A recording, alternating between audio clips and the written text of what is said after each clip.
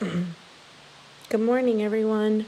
Okay, so today you're going to be doing this special topics in evolution and the Convergent Evolution worksheet. There's really only a few questions, so it shouldn't take you very long. Okay, so here, if I pull up, I already have it up. If I pull up the worksheet, it says, review the PowerPoint, answer the questions as directed. What is convergent evolution? So if you go to the slideshow, what is convergence and why?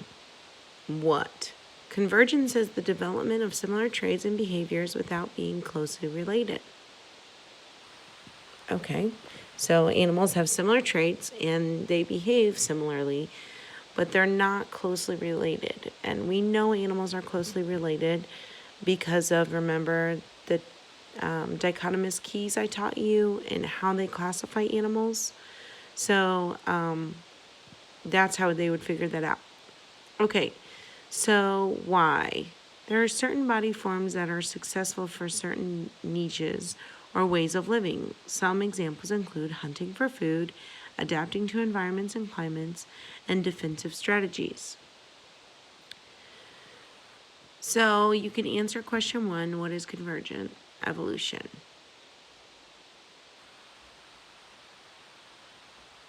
So this graph, which I think is in the, is it? No, it's not.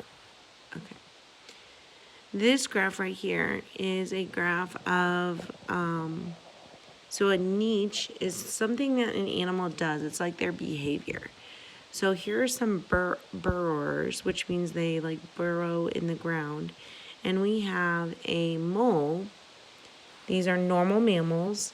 And then Australian marsupials, which is not a mammal, but we have a marsupial mole. So they do the same thing, but here we have mammals and here we have marsupials. A lesser anteater and a numbat. A mouse and a marsupial mouse. A lemur, a spotted cuscus. Interesting. Flying squirrel, flying phalanger, oxalate, and a Tasmanian tiger cat, a wolf, and a Tasmanian wolf. So is the Tasmanian wolf more closely related to a wolf or to a kangaroo?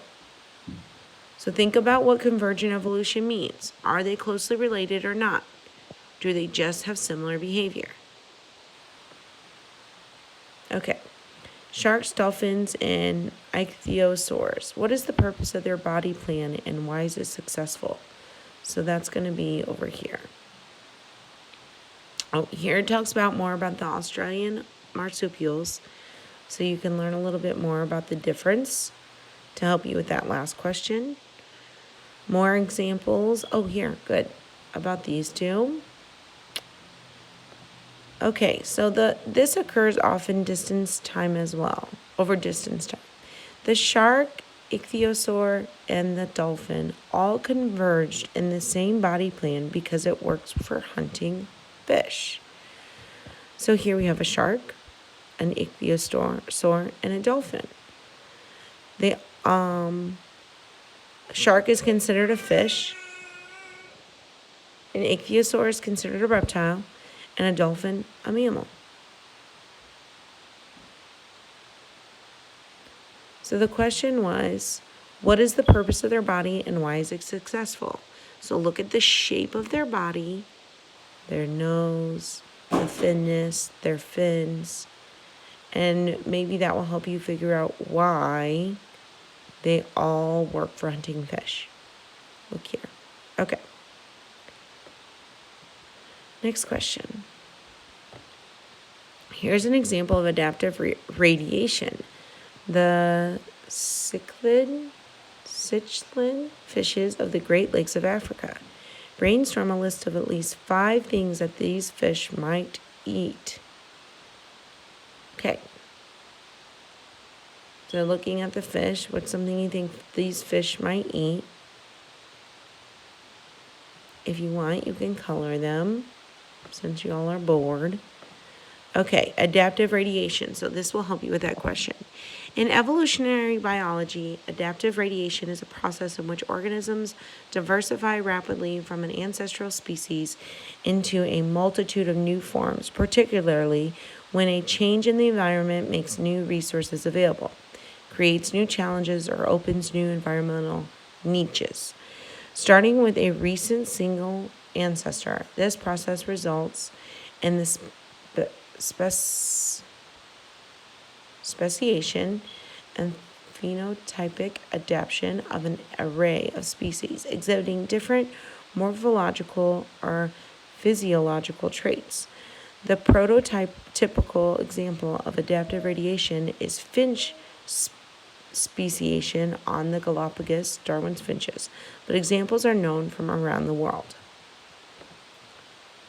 So here, adaptive radiation of cichlids in the lakes of Africa. All these fish have a very common ancestor. So I'm going to present this so I can make it bigger. Yeah. Excuse me. Okay.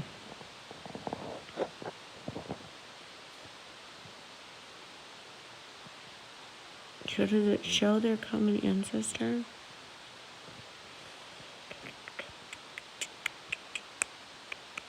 I guess not. Okay. So it just shows the different fish in each lake. So Lake Victoria has a little less than 500 species of all of these. Oh my goodness, guys. I obviously need to take another nap. Darn it. Okay. And Lake Tanganyika has less than 250 of these. And Lake Malawi has less than 500 species. And then there's some rivers that carry these two.